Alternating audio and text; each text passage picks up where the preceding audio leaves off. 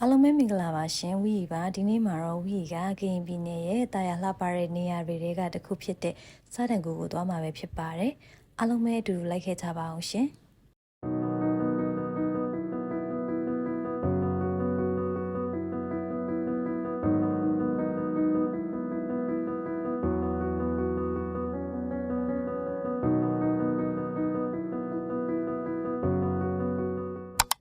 အခုဆိုရင်တော့ဝီတို့ကစတန်ကူကိုရောက်ပါပြီ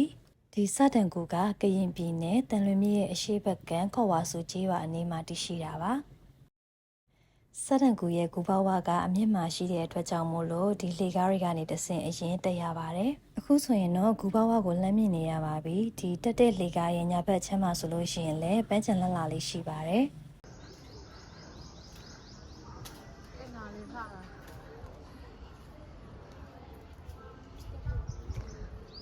အခုဆိုရင်တော့ဝီတို့စတန်ကူတွေကိုစပြီးတော့ဝင်มาတော့မယ်ဒီမှာဆိုလို့ရှိရင်ကြောက်ဆက်ပန်းဆွဲရတော့မြင်ရတဲ့အတိုင်းတော်တော်လေးလှပါတယ်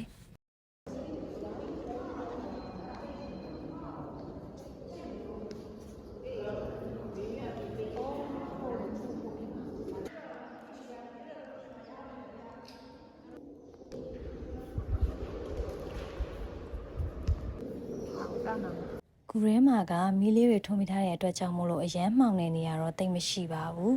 ဒါပေမဲ့တခုရှိတာကအခုအတွင်းထဲကိုရောက်လာလေးရသည်ဥရုကပို့ပြီးတော့အေးလာလေးပါပဲ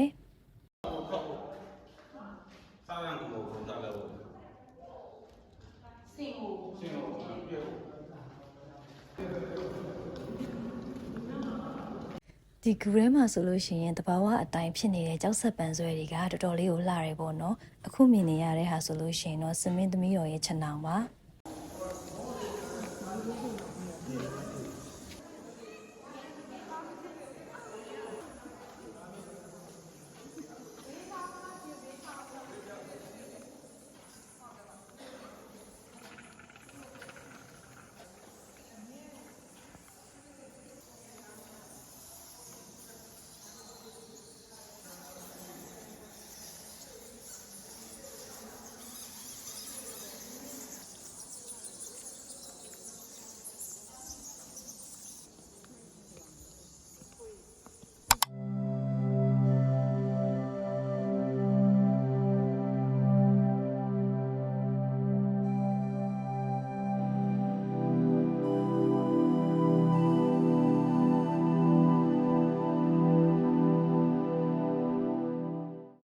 ဒီစတန်ကူကလည်းနှစ်ဖက်ပွင့်ကိုအမျိုးအစားဖြစ်ပါတယ်အခုဆိုရင်တော့ဝီတို့ကကူရဲ့အခြားတစ်ဖက်ကိုရောက်လာပါပြီ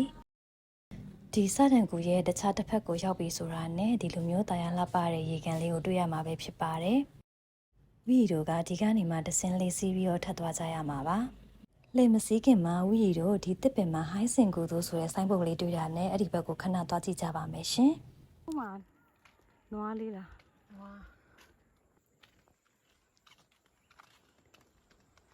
ဘက်ကနေပဲလို့လှေစီးပြီးတော့ပြန်သွားလို့ရများရင်နော်ဒီဘက်ကိုတိတ်ပြီးမလာကြအောင်ဟာမှာဗျာပြန်ဝမတွေ့ရအခုဆိုရင်တော့ဟိုင်းစင်ကူကိုရောက်ပါပြီဒီဘက်ကတော့လူသိမ့်မရှိဘူးပေါ့နော်ဝီတို့လည်းအချိန်သိမ့်မရတာနဲ့ကိုယ်ထဲမဝင်ပြတော့ပဲနဲ့အပြင်ဘက်ကနေပဲခဏကြည့်ပြီးပြန်လာပြစ်ခဲ့ပါတယ်ရှင်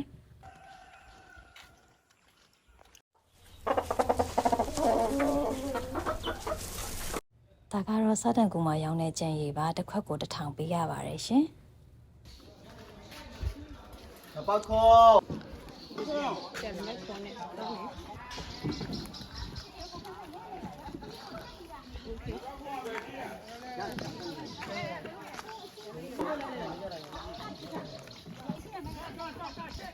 နေဝီတို့သွားတဲ့အချိန်ကနွေရာသီဆိုတော့ရေကအများကြီးမရှိသေးဘူးပေါ့နော်အဲ့တော့ဒီလိုမျိုး fiber လေးတွေနဲ့သွားရပါတယ်လှေစီးကားကတော့တစ်စီးကို6000ပေးရပါတယ်ဝီတို့က6ယောက်ဆိုတော့တစ်ယောက်ကို1000လောက်ပေးကြပါတယ်ရှင်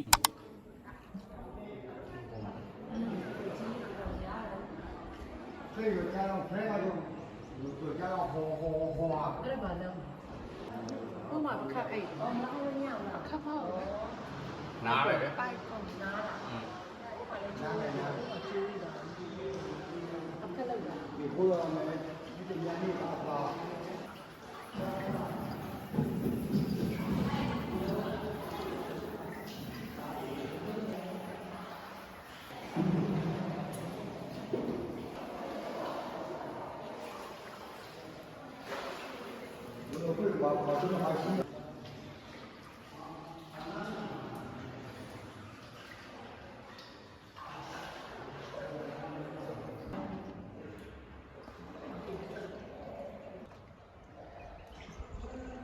အေးနော် အဲ့ဒါဘယ်နေရာလဲရှိုးလေးလို့ပဲ อืม ဒီလိုကိုင်းတော်လေးလို့လေလန်းစား ဟိုကြားနေတော့ပြည်မရှိတော့လေကြားရရင် ဒီနေရာပဲတော့ဆိုတော့ ဒီမရှိတော့ဒီမှာတော့ကိတ်ဆိုတာကြားရရတယ်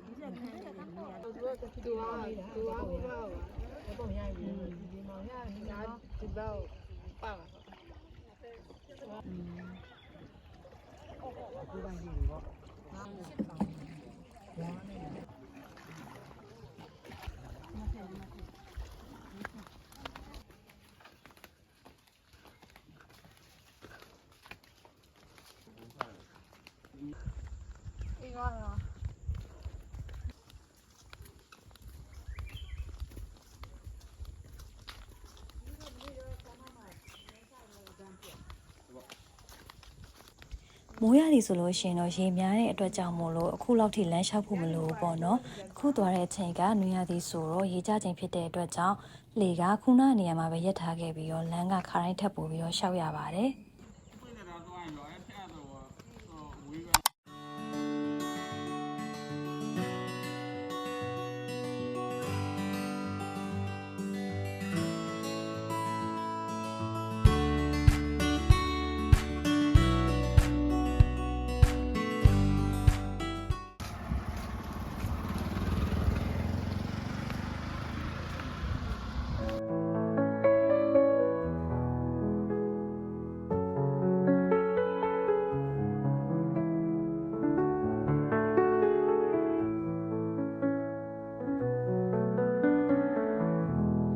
Golden sun,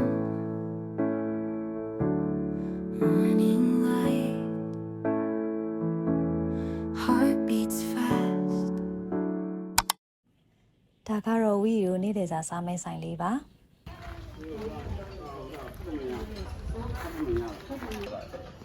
ဒီဆိုင်မှာ ဆိုတာပါလား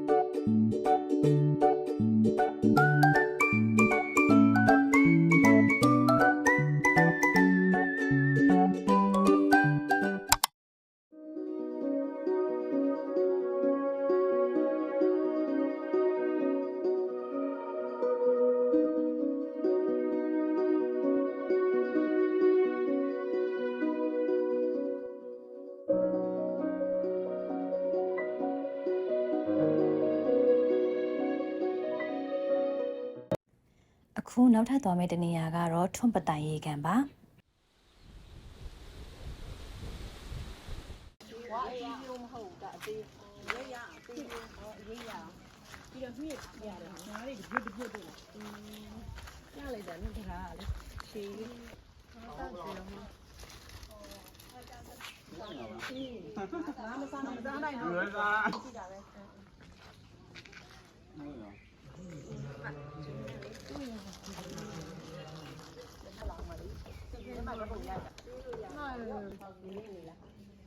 ဘာလဲမင်းနန်းတင်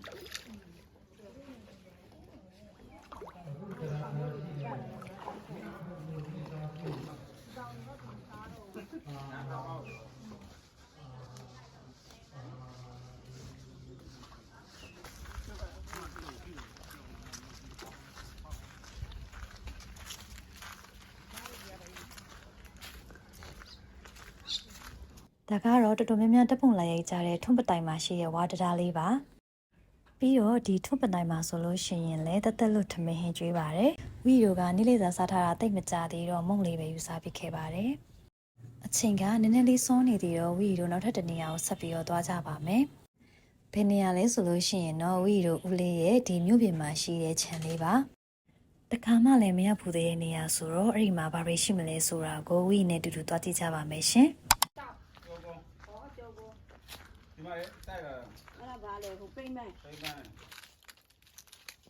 ဒီလိုထားတော့ အေး လာလာ အကြီးဆုံးတဲ့ဒီ6လောက်နှုတ်ပြန်တယ်ဒီမတွေ့တာတယ်ဒီမှာဒီလောက်တော့ဒီမှာဘယ်ဘယ်အောက်ဘက်ရောက်သွားပြီနော်ဒီမှာ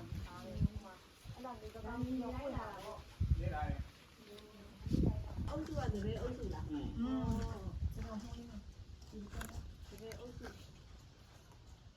ဒါတပည့်တပါးဟိုကအိုးဟုတ်တပည့်ကြီး ပါတီရလည်းတော့မသိဘူးစားရစားရ မျိုးဟိုတီးလာရင်တော့တွေ့ရမှာမတီးသေးတော့ပါမ မနေ့ကတော့ပြီးနေပြီ